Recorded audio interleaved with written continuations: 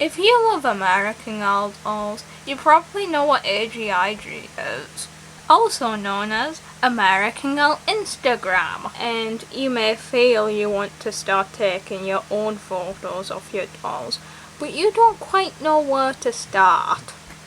What do you need? What do you not need? Well, I'm hoping I can answer those queries today. Let's discuss just what you need. Well, you only need a doll and something to take photos of them with. For example, a phone or a camera. When I was starting out, I used a mixture of my iPad, iPhone, and late grandfather's cameras. Personally, I found taking pictures with a big body camera such as a DSLR easier. You can take pictures on anything, so don't feel a need to rush out and buy a $500 camera when you're just starting out. If it becomes a hobby you love and you know you will continue, then you can think about fancy cameras and lenses. But for the meantime, a phone or tablet or just a basic camera will do. Tip: you can look around your house to see whether your parents own any old cameras. As long as they have a wire you can plug into your laptop, it's still usable. Most cameras dating back to the 2000s are still usable. But ask your parents' permission first. The second thing to discuss is lighting. Many AGIGers use professional lighting such as umbrellas and box lights, and while I'm thinking of investing in these things for my stop motions, I don't see them as a necessity for doll photography. When the sun alone isn't enough for me, I use the flashlight on my phone and whatever other small lights I can find around my house. Just make sure the bulbs are all the same colour.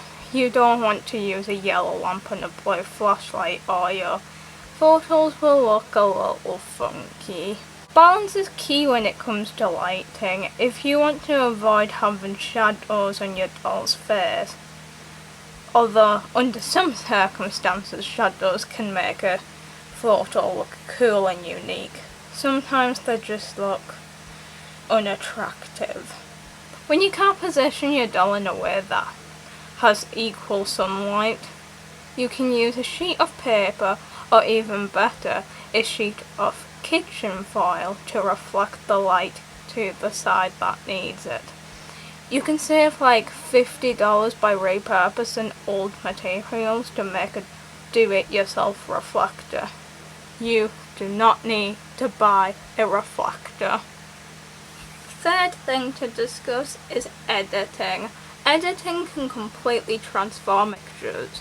You can illuminate and create something astonishing by just shifting your exposure and highlights and stuff like that. But here's the catch. Everyone tells you you need Adobe Photoshop and Lightroom. And while I've tried these apps before and have loved them, I don't find them as a necessity and I find them way too pricey for what they actually are. I use Polar instead, which I'm pretty sure is on Android, and it definitely is on Apple because I use it on my iPhone.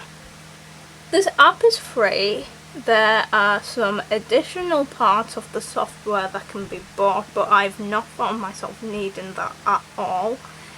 This is not sponsored, just by the way.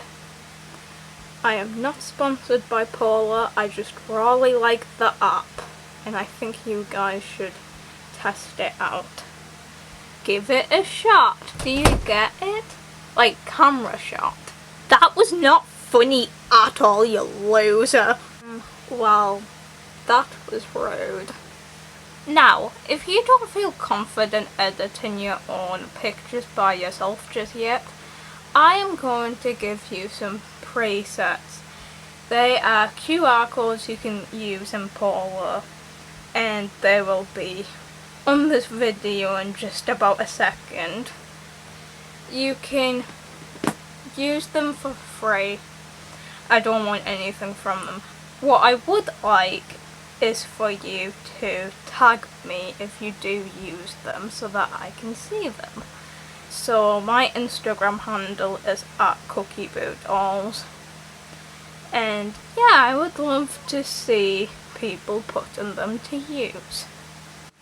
Thank you for watching. Mary Jane, have you been sleeping this entire time? You are filming? Well, I guess that's what happens when you film in someone else's bedroom.